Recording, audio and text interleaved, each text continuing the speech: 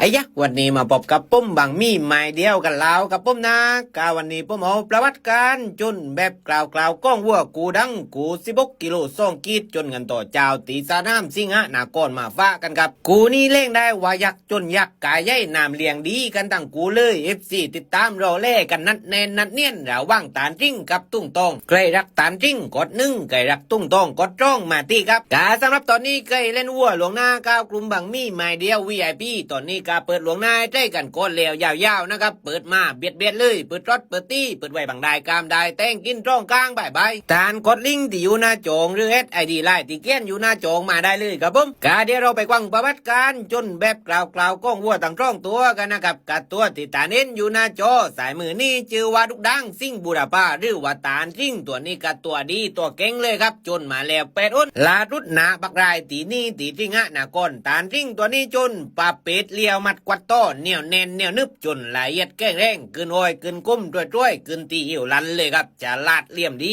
ปลาวัวปลาตัวดีจุดมีปลายดปอดใหญ่ใจมะกรบเกลืองเรียงวัวจนเลยครับตัวนี้กาสำหรับตอนนี้นะครับไก่ยายก้าวกุมเล่นวัวกับบางมีไม้เดียวนะครับมีโลโก้ไส้บางได้ตัวได้มีใต้ตัวจดไอเล่ตาลกดมาที่หน้าโจงบางมีไม้เดียวได้เลยตาลิงกดไม่ได้นะครับตาเน็ตไลน์ที่เกี้ยนอยู่หน้าโจงมาได้เลยกับปุ้มนะเร็วว่าเรื่องข้อมูลนี่ปุ้มมีให้ตุกกูตุกซาน้ำเลยตาลไม่ต้องปลำไม่ต้องเดี๋ยวปุ้มมาเองตีปุ้มจัดเจนแน่นอนการเราไปเล่กันที่ทางด้านกูจนกันมั่งนะครับตัวที่ตาเน้นอยู่หน้าจอกว่ามือนี้ชื่อว่านุตะวันโตแท่งหรือว่าตุ้งตองตัวนี้กาตัวดีตัวแก้งตัวเนี้ยวเลยครับจนมาแล้วอุ่นลาทุดนาลูเป็ดตีในตุ้งตองตัวนี้จนปลาเป็ดกรอบเกลืองมีปลายดเดินจุกเดินนัดวัวตรงติมนาวัวห้างแหละมันติมวัวกอดก็ล็อกก็เนี้ยวแน่นเนี้ยวนึบขึ้นไปแกว้นขึ้นไปกุ้มตีจ้วยเลี้ยวมัดกวัดโตแก้งแรงหลักตุบหลักโตตียับตายมานักฝีมือกรอบเกลืองเหมือนกันกับตัวนี้กาสำหรับลูกปีนายวัวเต่าแก่สมาชิกคนไหน